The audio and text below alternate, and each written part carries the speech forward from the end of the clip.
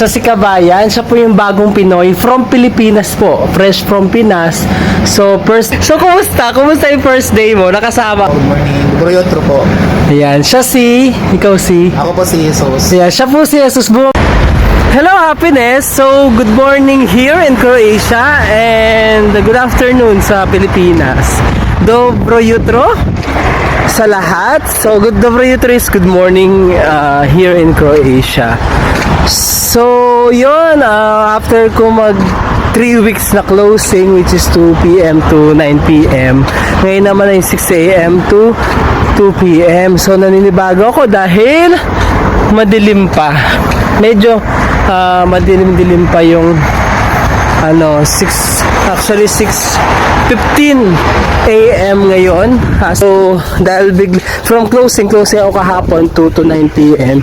Inopening ako ngayon dahil may bagong dating na Pinoy sa store dito sa Croatia, which is itatrain ko siya kung paano natin siya kung paano maging ako. Ay, hindi ganun. Kung paano sa kaha, tsaka sa lahat as a wall. So, mamaya ipapakilala natin siya sa inyo at karapatan nyo makilala siya. Bakit? Yun lang. Ano nga po siya? Kinukwento ko po sa inyo. Ayan. Siya si Kabayan. Siya po yung bagong Pinoy from Pilipinas po. Fresh from Pinas. So, first day niya kahapon and second day niya ngayon at mag-opening ako for him. So, magpakilala ka. Hello po. Good morning. Broyotro po. Ayan. Ikaw si? Ako po si Jesus. Yeah, siya po si Jesus. Bumaba na po siya mula sa kalangitan. So, yun nga po. First day niya. Technically, kasi kasama kita. So, ito-train ko siya mamaya sa cashier. Saan ka sa Pilipinas? Probinsya ko po ay Negros.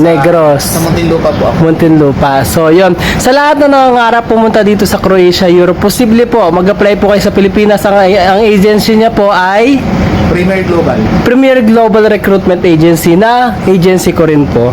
So, mamaya na lamang po at i-update po namin kayo sa aming pong work. Yun na nga, finally, we are done. So, first day na magkasama kami, talaga namang tinrain natin siya ng mahusay at buong puso, buong tapang nating hinarap yung mga pagsubok at mga challenge. Challenge sa buhay. So, kumusta? Kumusta yung first day mo? Nakasama ako. Grabe, survive. Ay, Diyos ko. So, masaya naman. Sobrang Challenges. saya, sobrang challenging. Pero marami ka natutunan.